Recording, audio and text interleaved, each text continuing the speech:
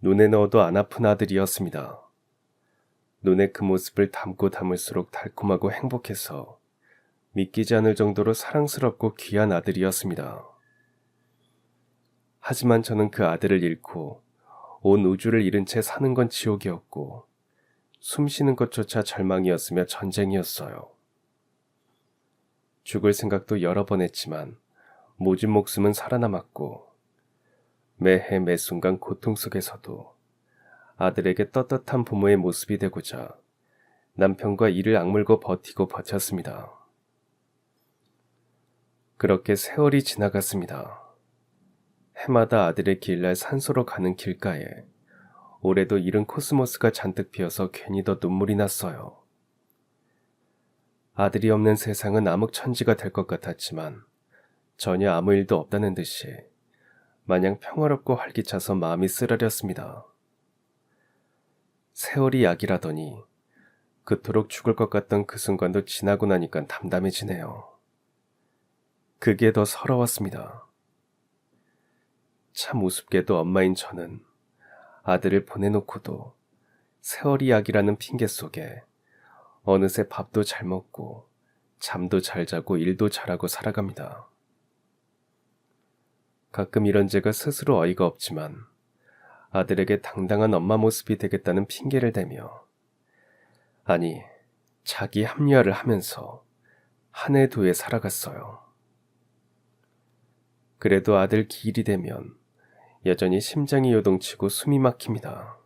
운전하는 남편이 저를 보고 덩달아 심란할까봐 억지로 입술을 꾹 물었어요. 이제 묻어내질 때도 됐는데 저 코스모스만 보면 아휴. 남편도 제 마음을 알아차렸는지 괜히 코스모스 탓을 합니다. 전 일부러 애써 미소를 지어 보이며 감정을 삼키며 말을 했어요. 우리 아들 보러 가는 길 날씨 참 좋네요. 아들도 벌써 와서 우리 기다리고 있겠죠?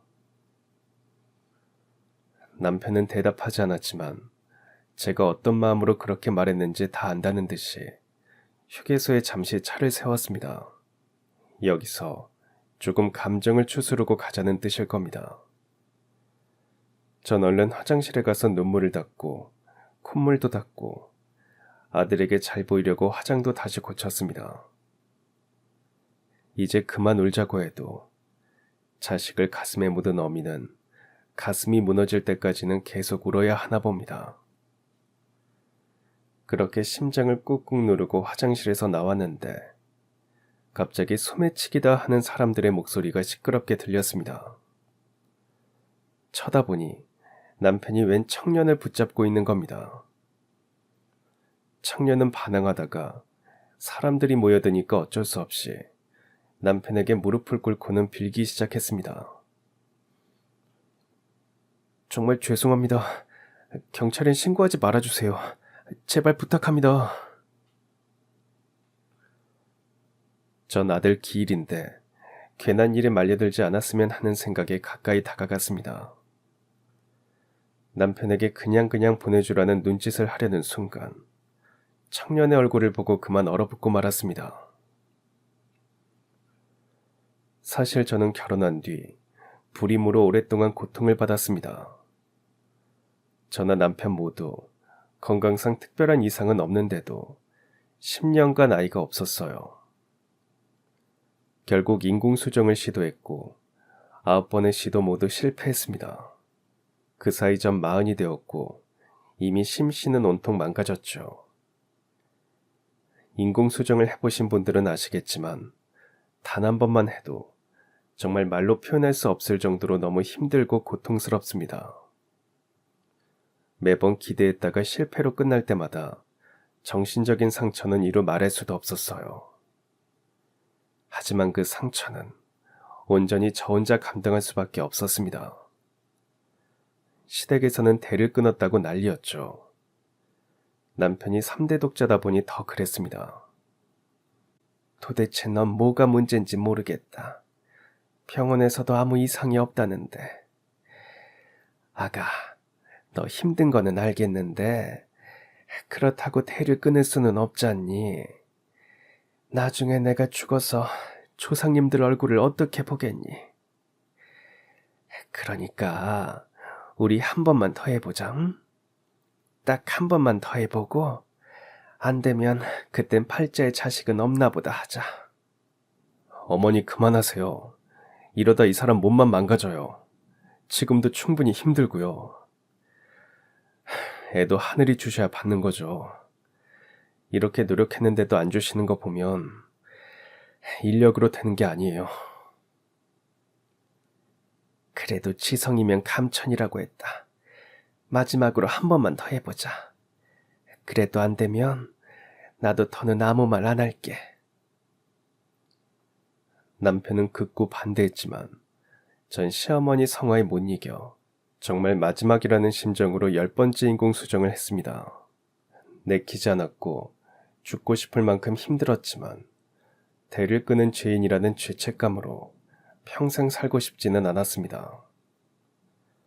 죽을 때 죽더라도 마지막 시도는 해야겠다고 생각했어요.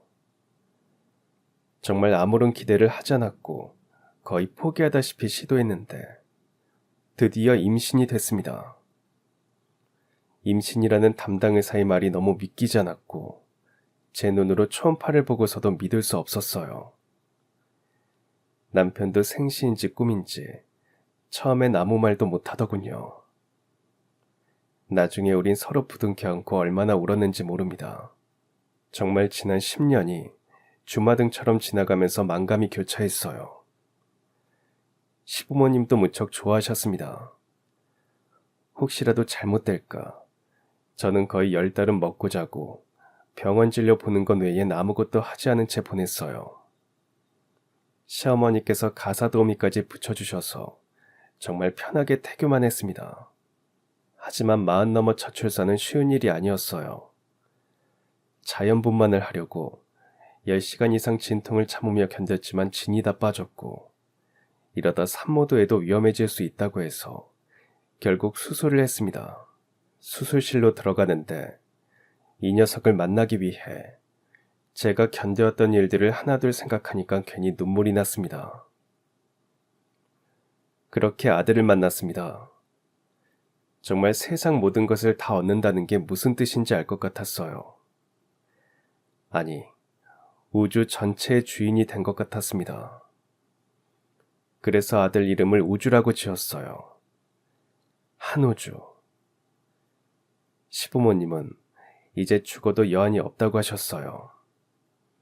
시어머니는 수고했다면서 절 꼭 안아주셨습니다. 내내 마음 졸였을 친정 부모님도 눈물을 훔치셨습니다. 우주를 처음 안아본 남편은 온몸에 전율이 느껴졌다고 하면서 형언할 수 없는 기쁨과 아버지가 됐다는 무게감으로 먹먹해했습니다.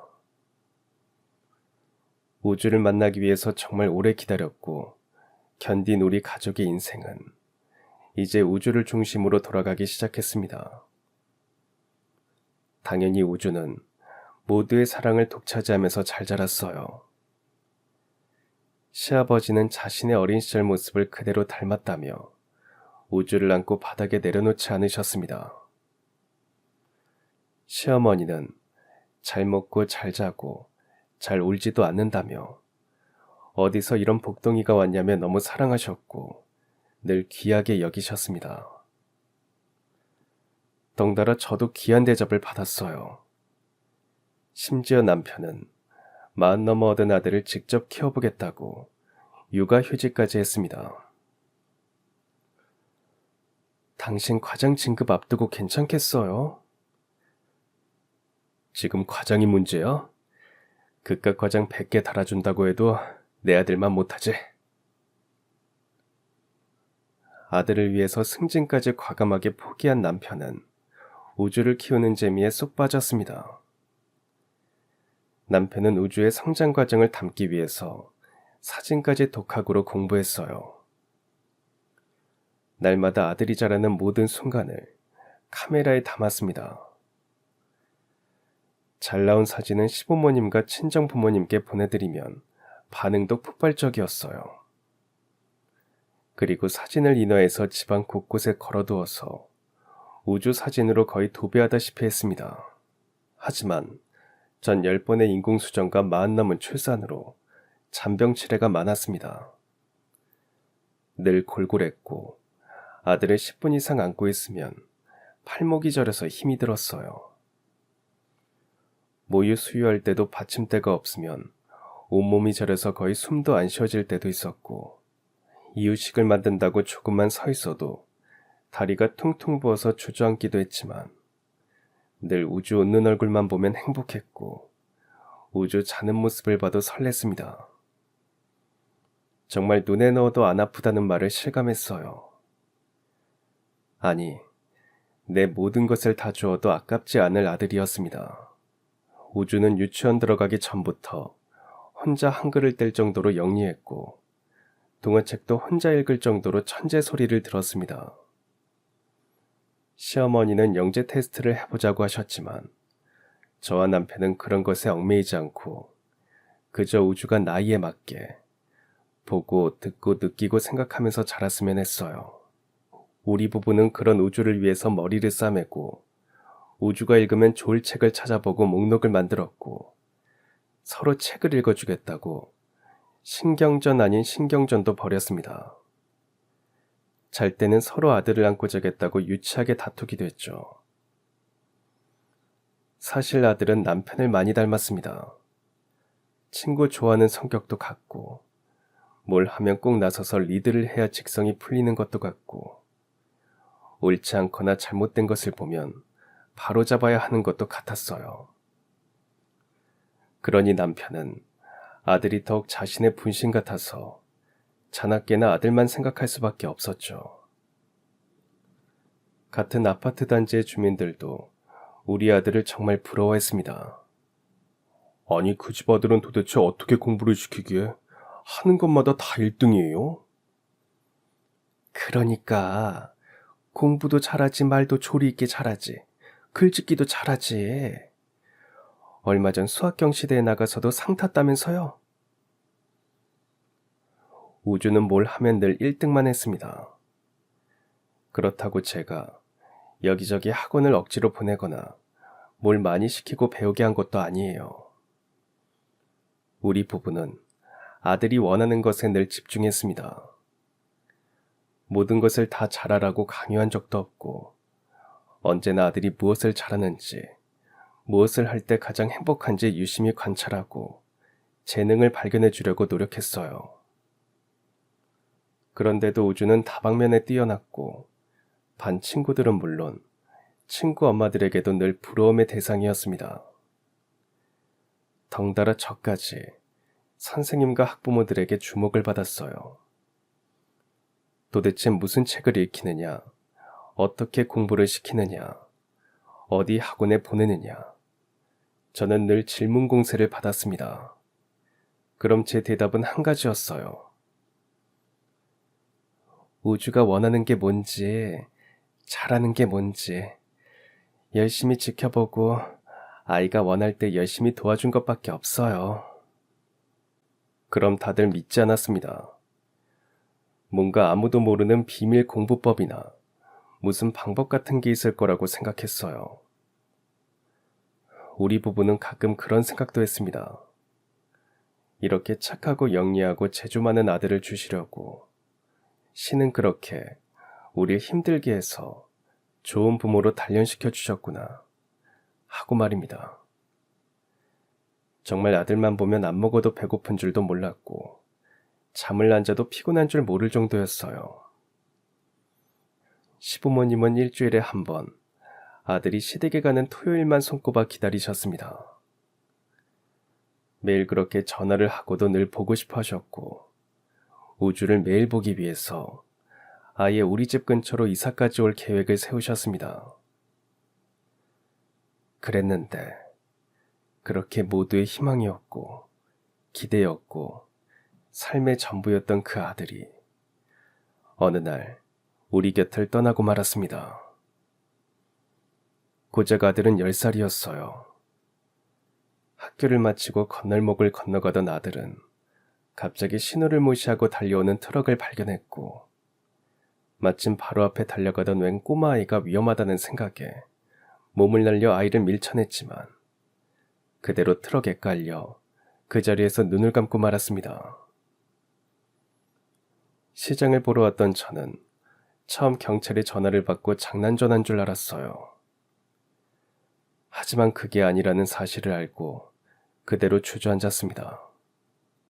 같이 왔던 친구가 놀라 부축하여 병원으로 가는 그 순간이 도저히 믿어지지 않았어요. 그냥 악몽을 꾼다고 생각했습니다. 소식을 들은 남편도 손이 너무 떨려서 운전을 할 수가 없어서 길가에 차를 세우고 겨우 기어 나와서 지나가던 택시를 잡아 타고 병원에 왔습니다. 아들의 마지막 모습은 차마 말로 표현할 수 없을 정도로 끔찍해서 저는 안아보지도 못했어요. 남편은 아들에게 흰 천을 덮어주고는 고개를 떨군 채 흐느껴 울었습니다. 그 소리는 온 세상이 다 무너지는 소리였어요. 전 슬픔보다 분노가 치밀었습니다. 사고를 낸 트럭 기사는 참에는커녕 사과 한마디 없었어요. 저는 당장 경찰서로 찾아가서 조사를 받고 있던 트럭 기사의 멱살을 잡고 내 아들 죽였으니까 너도 죽으라고, 내 아들 살려내라고 고래고래 소리를 지르다 정신을 잃었습니다. 하늘도 무심하고 신도 원망스러웠습니다. 평소에 신을 믿지 않아서 이런 시련을 주는 거냐고 따졌습니다. 이제부터 신을 믿을 테니 우리 아들 좀 살려달라고 매달리다 깨어나니 그제야 아들이 내 곁을 떠났다는 처절한 고통이 밀려왔습니다. 뒤늦게 달려온 시아버지는 절통에서 고개를 떨구었고 시어머니는 오열하다 정신을 잃으셨습니다. 아들 학교 친구들과 선생님, 친구 엄마들, 아파트 주민들 모두 침통해했고 깊은 슬픔에 빠졌어요. 모두의 눈물 속에 아들의 장례식이 치러졌지만 전 장례식 내내 물 한 모금 삼킬 수 없었고 숨도 제대로 쉴 수 없었고 눈물도 나오지 않았습니다. 그리고 장례식 마지막 날, 웬 노인분이 어린 꼬마아이를 데리고 왔습니다. 바로 아들이 구해준 그 꼬마아이였습니다. 아이는 6살이라는데 지금이 무슨 상황인지 모르는 듯 겁을 잔뜩 먹은 모습이었어요. 그 아이를 보니 죽은 아들이 더 떠올랐고 저도 모르게 그 아이를 끌어안고 오열하고 말았습니다. 아이는 당황한 듯 제 품에서 빠져나가려고 발버둥치며 울었어요. 정말 죄송합니다. 이 늙은이가 뭘 어떻게 해야 할지 모르겠어요. 정말 죄송합니다. 노인분은 자기 손자를 살리고 대신 눈을 감은 아들에 대한 애도와 애통함으로 그저 고개 숙여 흐느끼기만 했습니다. 아들을 실은 운구차는 아들이 친구들과 뛰어놀던 학교 운동장을 돌아 늘 다니던 골목을 지나 아파트 단지를 한 바퀴 돈 뒤 묘지로 갔습니다. 학교 선생님도 같은 반 친구들도 모두 아들 이름을 부르며 울었고 운구차가 멀어질 때까지 오래오래 서서 배웅했어요. 그 차가운 땅에 아들을 홀로 남겨두고 돌아와서 저도 남편도 맥을 놓았습니다. 이제 우린 살아갈 이유도 의욕도 없었어요.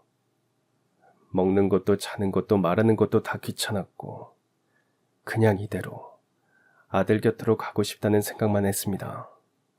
집안은 온통 남편이 찍은 아들 사진으로 가득 차 있는데 정작 그 주인공은 그 어디에도 없다는 사실이 여전히 믿기지 않았습니다. 전 하루 종일 아들 방에 들어가 우두커니 앉아 있었어요. 지금이라도 아들이 엄마 학교 다녀왔습니다 하고 방문을 열고 들어서는 환청과 환영에 시달리기도 했습니다. 그러다가 우연히 아들의 일기장을 보게 되었어요. 한 글자 한 글자 또박또박 적어 내려간 일기장 속엔 엄마가 자신을 40 넘어 낳는 바람에 골병이 들어서 늘 아프시다며 걱정하고 있었습니다. 아버지가 요즘 드라마만 보면 그렇게 우신다면서 우습다고 적어놓기도 했고, 할아버지 할머니가 자주 편찮으신데 나중에 의사가 되어 다 고쳐드릴 거라고 꿈도 써놓았습니다. 아프고 약한 사람들을 고쳐주는 좋은 의사가 되겠다고 했던 아들이었어요. 이렇게 기특하고 대견한 아이를 더 이상 볼 수도 안아볼 수도 만져볼 수도 없다는 게 여전히 저는 믿을 수 없었습니다. 전 매일 아들의 일기장을 읽고 또 읽다가 품에 꼭 안고 잠들었어요. 제발 우리 우주가 꿈에 한 번만이라도 나왔으면 좋겠다고, 제발 오늘 밤엔 엄마 보러 좀 오라고 간절하게 기도해도 아들은 오지 않았습니다. 어느 날은 제가 보러 가야겠다는 생각을 했어요. 갑자기 아파트 난간을 붙잡고 아래를 쳐다보는데 남편이 깜짝 놀라서 절 주저앉혔습니다. 당신이 이러면 우리 우주가 얼마나 가슴이 아프겠어. 제발 정신 좀 차려. 당신은 우리 우주가 없는데 정신이 차려져? 그래도 정신 차려. 우린 부모야. 항상 씩씩하고 착했던 우리 우주처럼 우리도 그렇게 살아야지. 그래야 하늘에서 우리 우주도 걱정 안 하지. 너무 힘들고 여전히 눈물만 나고 어떻게 사라질까 자신이 없었지만, 그래도 씩씩하고 착했던 우리 우주가 걱정 안 하게 우주 부모로서 부끄럽지 않게 잘 살아내자고 남편과 저는 약속했습니다. 그때부터 전 멍하니 가만히 있기만 하면 자꾸 잡생각만 날까봐 몸을 고달프게 만들었어요. 아침이면 왕복 2시간이나 걸리는 우리 동네 뒷산을 올라갔다 내려왔습니다. 그러고도 다시 동네 산책을 하고 또다시 긴 개천길을 따라 걸으면서 몸을 혹사시켰어요. 몸이 피곤하니까 밤에 정말 아무 생각 없이 지쳐 잠이 들었습니다.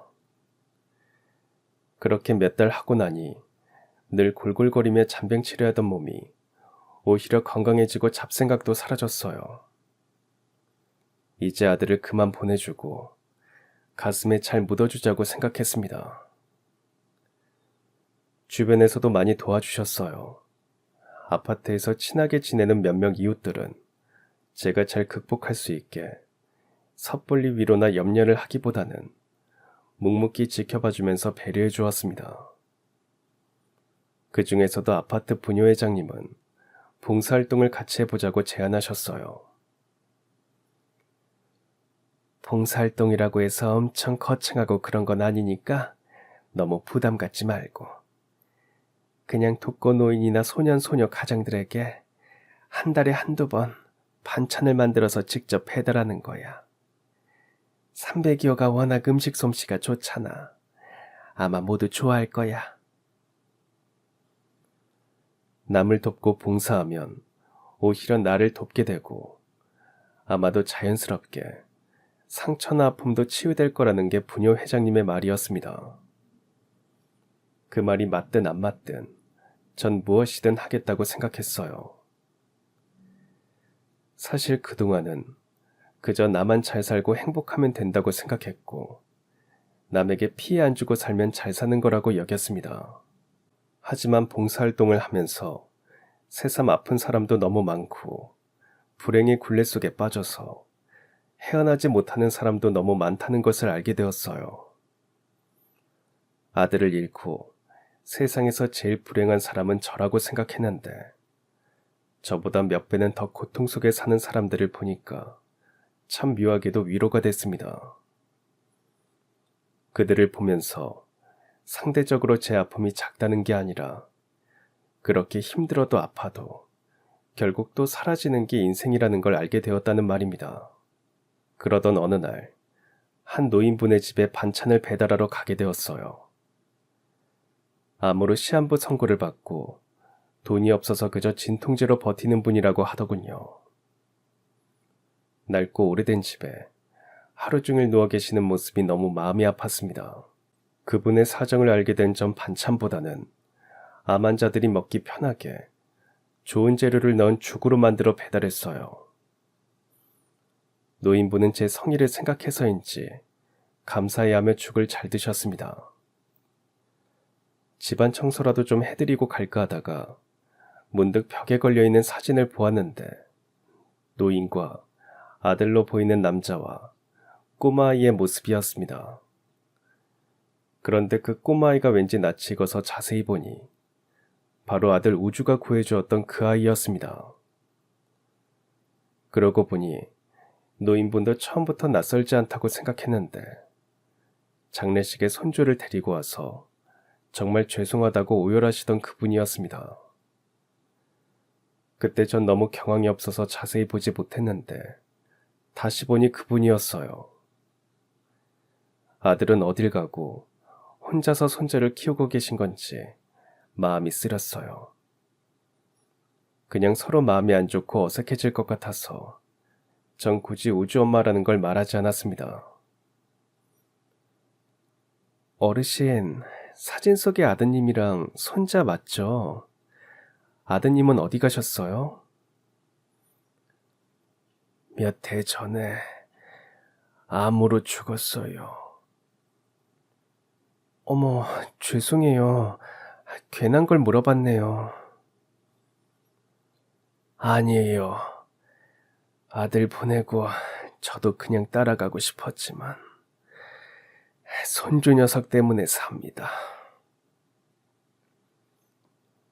손주는 구청의 지원을 받아서 유치원에 다닌다고 하더군요. 그날 전 노인의 집에서 나오다가 막 유치원 버스에서 내리는 꼬마아이를 봤습니다. 그 아이가 용케 절 먼저 알아보고 꾸벅 인사를 하는 겁니다. 갑자기 울컥 눈물이 쏟아지는 걸 애써 참았어요. 아줌마 알아보겠니? 아줌마가 밥 차려놨으니까 이따 먹어. 이름은 뭐니? 재문이요. 강재문. 우리 재문이 혼자 유치원도 잘 다녀오고 기특하다. 혹시 아줌마가 한번 안아봐도 될까? 어렵게 말을 꺼내는데 아이는 고기를 끄덕이더니 다가와서 오히려 절 꼭 안아주었습니다. 그 조그만 녀석이 그렇게 위로가 될 줄 몰랐어요. 돌아오는 길 내내 울었습니다. 그리고 노인도 아이도 계속 머릿속에서 떠나지 않았어요. 이제 노인이 돌아가시고 나면 아이는 어떻게 될지, 키울 사람이 있는지 걱정이 들었습니다. 노인분도 손주 녀석을 두고 갈 생각에 마음이 얼마나 무겁고 아플까 싶어서 며칠 잠을 설치기도 했어요. 전 다음날도 그 다음날도 일부러 재문이가 유치원에서 돌아오는 시간에 맞춰 기다렸다가 맛있는 것도 사주고 옷도 사주고 같이 시간을 보냈습니다. 어려서부터 부모 정을 못 받아서 그런지 재문이는 제 손을 꼭 잡고 다니면서 기분이 좋다고 활짝 미소를 짓는데 꼭 우리 아들 우주를 보는 것 같아서 깜짝 놀라기도 했어요. 노인분도 뒤늦게 제가 우주 엄마라는 사실을 알게 된 것 같았습니다. 우리 재문이에게 이렇게 좋은 옷도 사주시고 너무 잘해주셔서 정말 감사하고 또 너무 죄송합니다. 우리 재문이 보면 아드님 생각나서 가슴 아프실 텐데. 아니에요. 어르신이나 재문이 잘못 아닙니다. 그러니까 죄송하다는 생각하지 마세요. 우리가 이렇게 만나게 된 것도 무슨 인연이 있는 거겠죠. 제 손을 꼭 잡고 서럽게 오시던 노인분은 얼마 뒤 세상을 떠나셨습니다. 어린 재문이는 죽음이 뭔지도 모르면서 할머니를 부르며 울다가 제 품에 안겨 잠이 들곤 했어요. 전 오는 사람도 없는 쓸쓸한 장례식장을 지켰습니다. 제문이는 맡아줄 가족이나 친척이 없으면 임시보호 가정에 맡겨진다고 했어요. 하지만 임시보호 가정도 못 찾으면 결국 보육원으로 간다는 말에 전 며칠 고민하다가 남편에게 제문이를 임시보호하자고 말했습니다. 당신 미쳤어? 그 아이 때문에 우리 우주가 죽었어. 그런 아이를 맡는 게 말이 돼? 그 아이 볼 때마다 우리 우주 생각나면 어떻게 할 거야? 그 아이가 무슨 잘못이에요. 잘못은 트럭 기사가 있지. 어떻게 보면 그 아이도 피해자예요.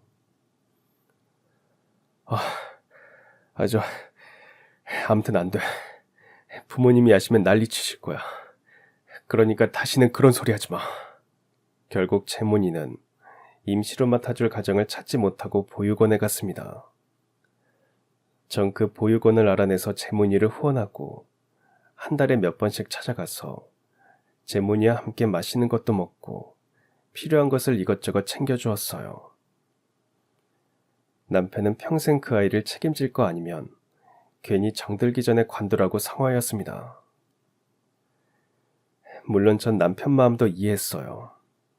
하지만 그냥 제 마음이 가는 대로 했습니다.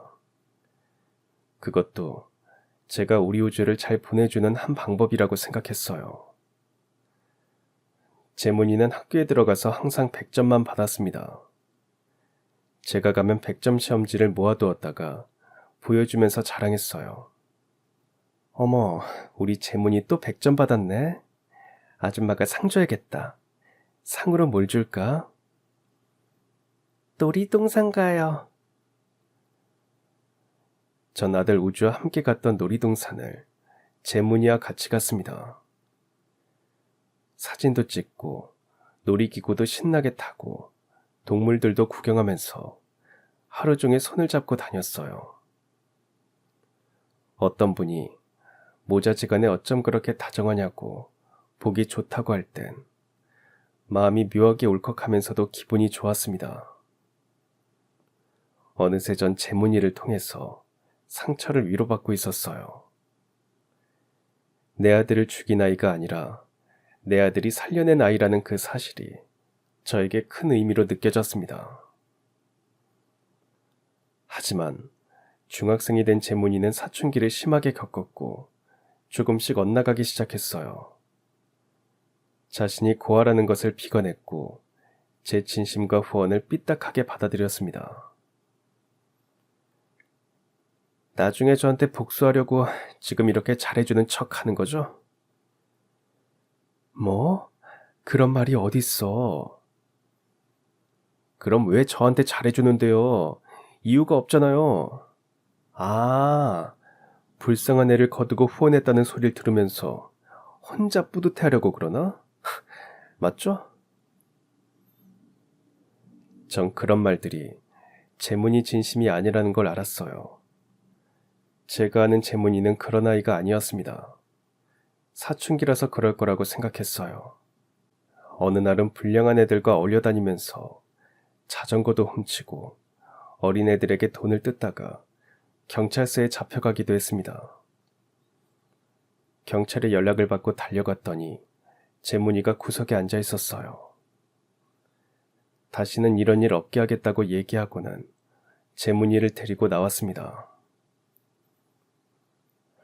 원장한테 연락하기 싫어서 아줌마한테 전화한 거예요. 알아, 그런 건 상관없어. 언제까지 이러고 살 순 없잖아.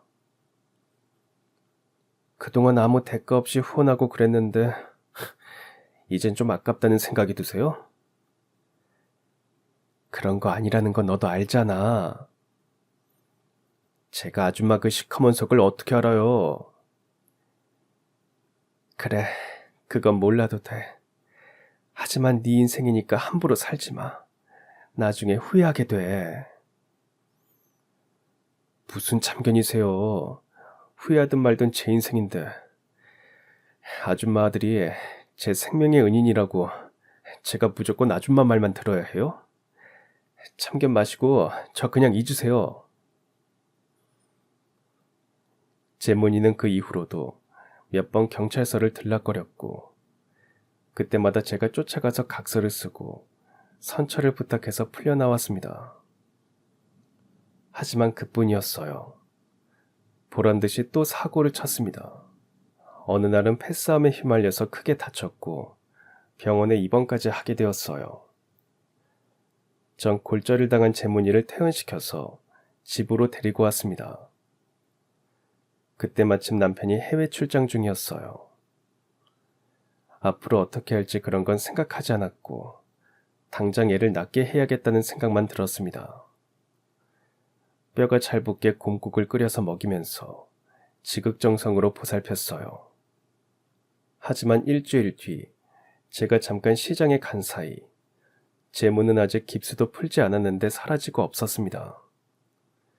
집을 뒤져서 폐물과 돈을 가지고 갔더군요. 그거라도 가지고 갔으니 다행이라고 생각했습니다. 적어도 돈이 있는 동안에는 나쁜 짓을 안 할 거니까요. 남편에게는 아무 말도 못했습니다. 혼자 소가리를 하면서 시간은 또 그렇게 흘러갔고 그렇게 제문의 소식은 끊어졌어요. 늘 궁금해하면서 보육원 원장님께 연락을 해보곤 했지만 제문의 소식은 더 이상 들을 수 없었습니다. 참 허망하고 허무한 생각이 들었어요. 제가 진심을 다하면 제문이도 마음이 동할 거라고 생각했는데 제 착각이었다는 마음에 한동안 맥을 놓기도 했습니다. 그렇게 다시 5년이 지났고 전 손맛을 살려서 아파트 상가 내에 작은 반찬 가게를 열었습니다. 마냥 넋을 놓고 있다가는 없는 병도 다시 생길 것 같아서 부지런히 몸을 움직이기로 했어요. 바쁘게 살다 보니 제문이 일도 조금씩 잊었고 또 다른 일상들이 제 삶을 채웠습니다. 그리고 아들 우주의 기일이 다가왔어요. 산소 가는 길에 잠시 휴게소에 들렀다가 나와보니 사람들이 모여있고 웬 청년이 남편 앞에서 무릎을 꿇고 애원하고 있었습니다. 전 그 아이가 제문이라는 사실을 알고 그 자리에 얼어붙고 말았어요. 결국 저렇게 살고 있었구나 하는 생각에 마음이 무거웠습니다. 제가 화장실 간 사이 남편은 간단히 음료수를 사려고 식당가로 걸어가는 길이었답니다. 갑자기 웬 청년이 툭 부딪히고 가는 순간 이상한 느낌에 손을 낚아챘는데 청년의 손에 남편의 지갑이 들러있었대요. 바로 그 자리에서 소매치기로 잡힌 청년은 사람들이 모여드니까 어쩔 수 없이 무릎을 꿇고 남편에게 빌면서 눈물을 흘리며 죄송하다고 하더랍니다. 남편도 처음엔 아들 기일인데 그냥 조용히 넘어가려고 했지만 주변의 사람들이 당장 경찰에 신고하라고 오히려 난리를 치는 바람에 난감했대요. 저런 것들은 당장 콩밥 먹여야 해요. 그리고 분명 주변에 사주하는 놈이 있을 거예요. 그놈들 다 같이 잡아 넣어야 합니다. 사람들이 흥분하자 상황을 지켜보던 남자 2명이 슬금슬금 빠져나가는 것을 봤습니다. 뭔가 그들이 제문이를 조종하는 것 같은 느낌이 딱 들었어요. 곧 경찰이 신고를 받고 도착했고 제문이 체포되었습니다. 전 경찰에게 그 남자 2명도 수상하다고 알려주었는데 잡고 보니 그들은 이미 여러 건의 소매치기와 절도 전과에 청소년 유인갈취 혐의까지 받고 있었습니다. 어쩜 제문이도 놈들에게 걸려서 어쩔 수 없이 나쁜 짓을 했을 거라는 생각이 들었어요. 경찰은 제문이 초범이 아니라서 훈방 조치는 어렵고 약식 재판으로 넘어가 직결 심판을 받는다고 했습니다. 전 남편을 겨우 설득해서 선처를 바란다는 탄원서를 쓰게 했고 판사님께 제출했습니다. 제문은 집행유예를 받았지만 또다시 같은 범죄를 저지르면 가중처벌된다고 했어요. 전 이번 기회에 제대로 제문이를 사람 만들어 보자고 결심했습니다. 남편은 절 이해하지 못했죠. 이건 이해의 차원은 아니었어요. 그땐 저도 무슨 생각으로 그렇게 재문이에게 매달렸는지 몰랐어요. 그냥 그렇게 해야 될 것 같았습니다.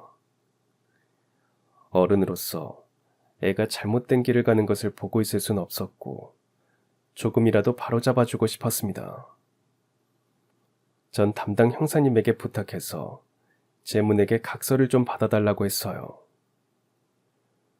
재문이는 저와 형사님이 지켜보는 가운데 앞으로는 제 반찬 가게에서 성실히 일하겠다는 각서를 썼습니다. 만약 이를 어기고 또다시 나쁜 짓을 하면 바로 집행유예는 종료되고 다시 재판을 받고 형을 집행하게 될 거라는 단서 조항을 달았어요. 물론 집행유예 종료나 형 집행은 재문이 정신 차리라고 제가 부탁해서 형사님이 일부러 넣으신 거였습니다. 전 무슨 일이 있더라도 재문이를 제대로 바로잡아 보겠다고 결심을 했어요. 그렇게 억지로 각서를 쓴 재문은 제 반찬 가게에서 일하게 되었습니다. 청소와 반찬 배달을 시키니까 왜 이걸 해야 하냐고 짜증을 부리는데 전 그때마다 각서를 보여주고 당장 형사님에게 전화를 하겠다고 협박 아닌 협박을 했습니다. 그럼 재문이는 마지못해 건성으로 청소를 하고 반찬 배달 갔다가 오는 길에 게임방에서 놀다 오곤 했어요. 그때마다 전 월급에서 시간을 계산해서 제했습니다. 그래도 재문이 예전처럼 불량한 애들하고 어울리지 않아서 다행이었어요. 언젠가는 그렇게 일하는 게 싫으면 그냥 나가라고 슬쩍 떠봤습니다. 나가긴 왜 나가요? 여기 있으면 밥도 공짜, 자는 것도 공짜. 대충 일해도 월급 주는데 제가 미쳤다고 나가요? 그렇게 너스레를 떨었습니다. 그러던 어느 날이었어요. 한 여자가 우리 가게에서 반찬을 사가는데 머리카락이 나왔다고 난리를 치는 겁니다. 반찬 맛있다고 소문나서 사봤더니 이렇게 비위생적으로 만들었어요? 죄송합니다. 저희가 반찬값은 환불해드리고 손님께서 원하시는 반찬으로 서비스 드리겠습니다. 이게 지금 서비스로 끝날 문제예요? 저 이거 구청에 신고하고 언론에 퍼뜨리면 이 가게 망한다는 거 아시죠? 그냥 적당히 손해배상 해주세요. 그럼 나도 없었던 일로 할 테니까. 여자는 막무가내로 돈을 요구했습니다.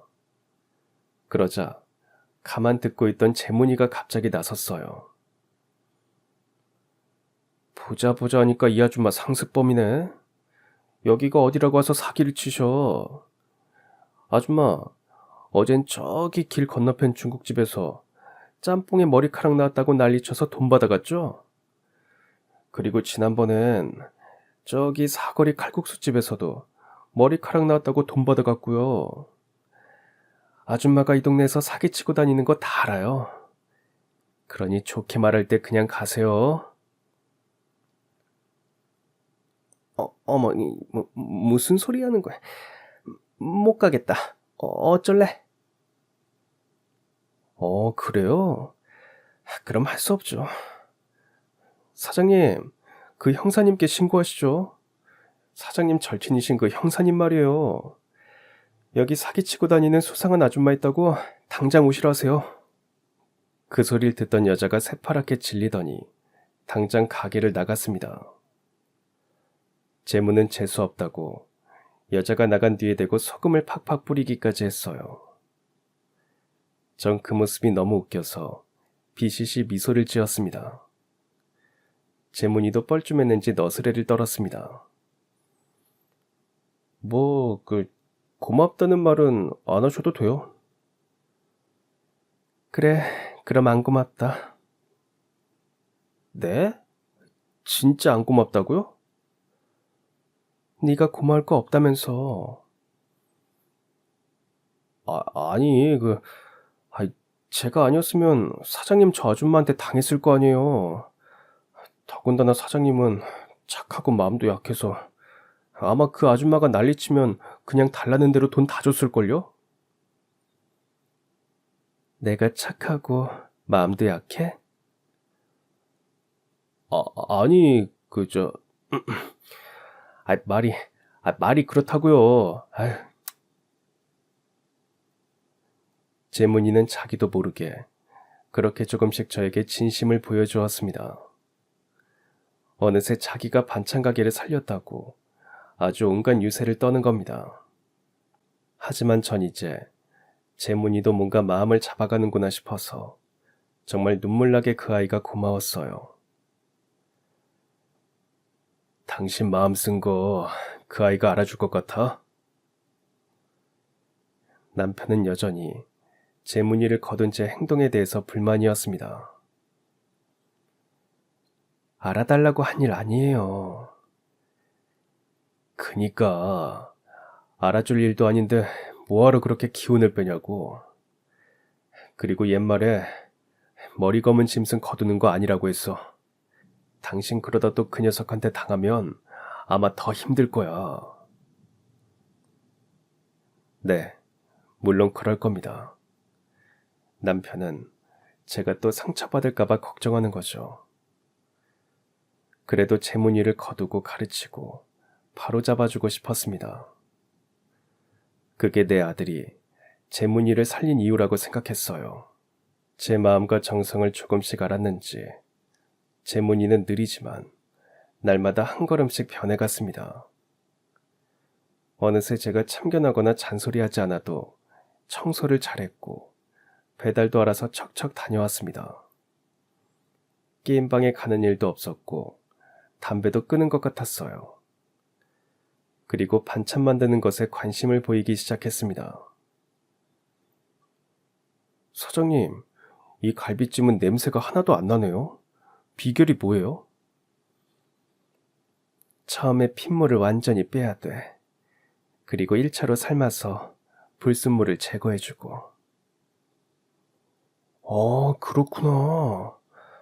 이 열무김치도 진짜 맛있어요.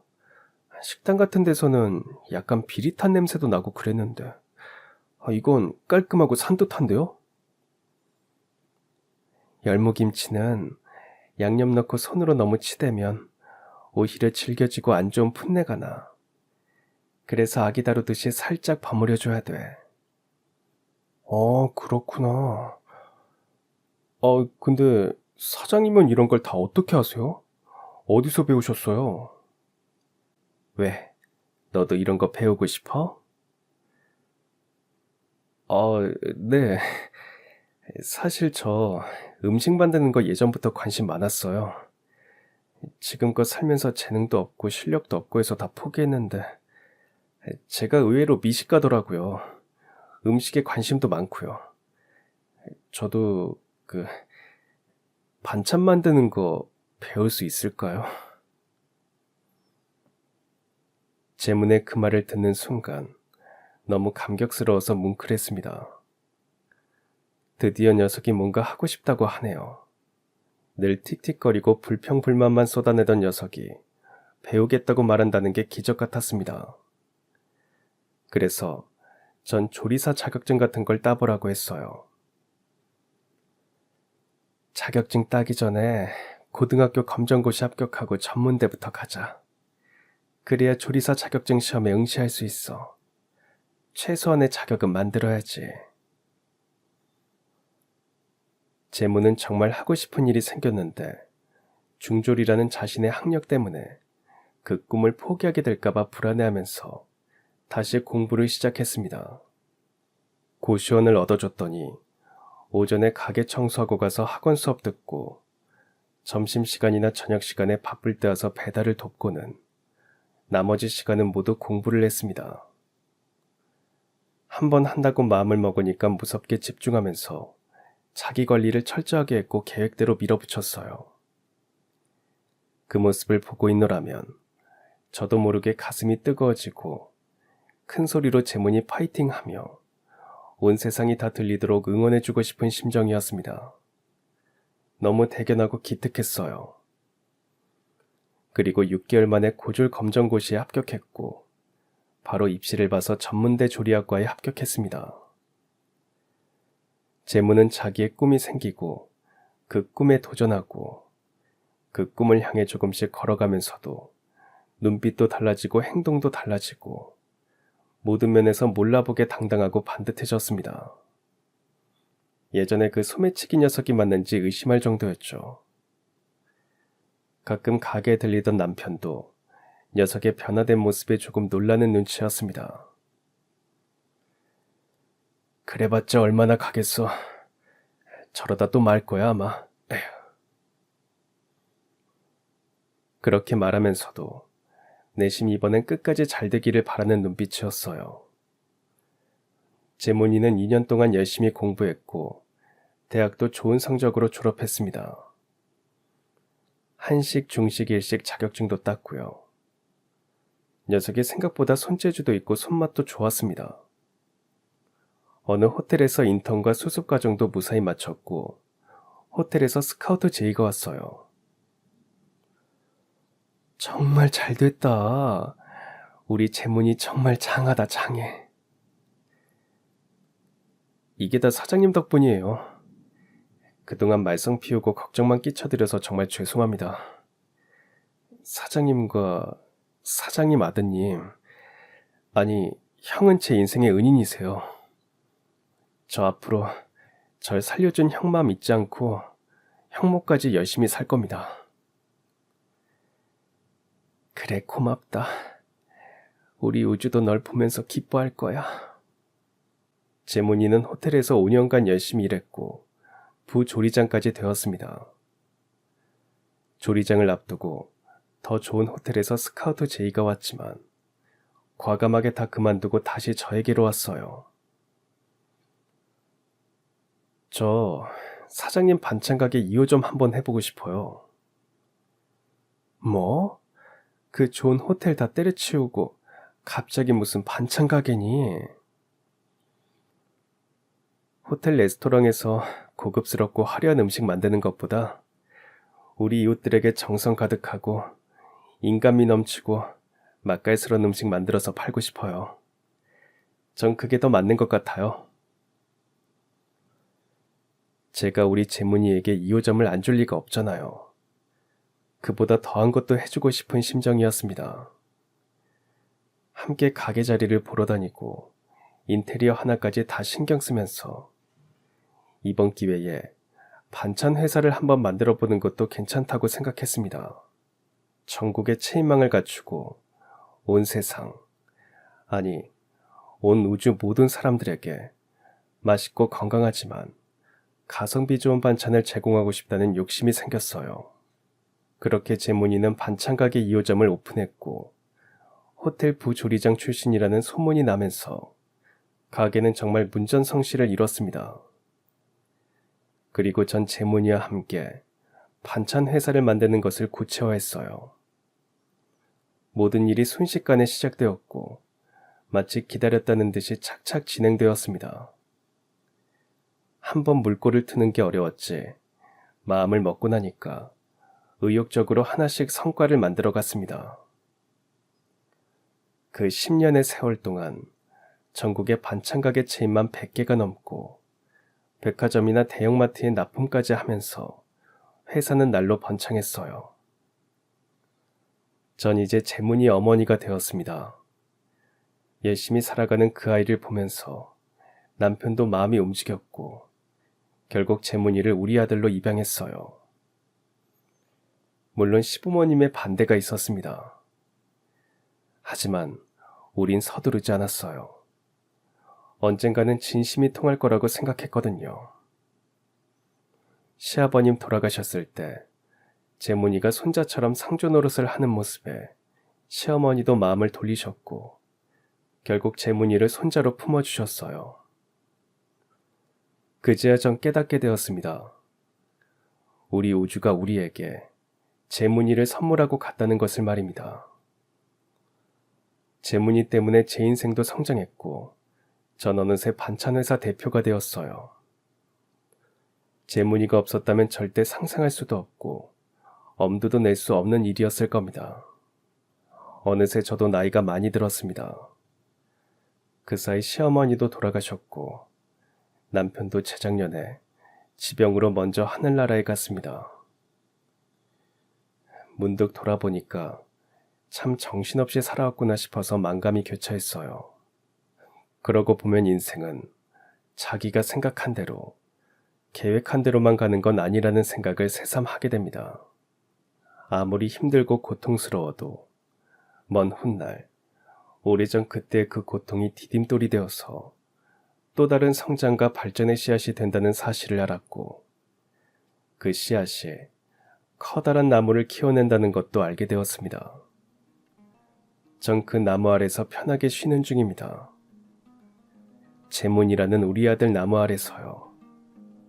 아마 하늘에 있는 아들 우주와 남편과 시부모님이 기쁘게 햇빛을 비춰주고 적당히 비를 뿌려주면서 앞으로도 재문이의 나무가 더 단단하고 풍성하게 자라올 수 있도록 도와줄 거라고 믿습니다. 얼마 뒤면 우주 기일이 다가오네요. 이번에도 재문이랑 손잡고 다녀올 겁니다. 저 이 정도면 우리 우주에게 부끄럽지 않은 엄마로 잘 산 거죠. 그럼 지금까지 사연 들어주셔서 감사합니다. 사연이 재밌으셨다면 구독과 좋아요 부탁드려요. 감사합니다. 안녕히 계세요.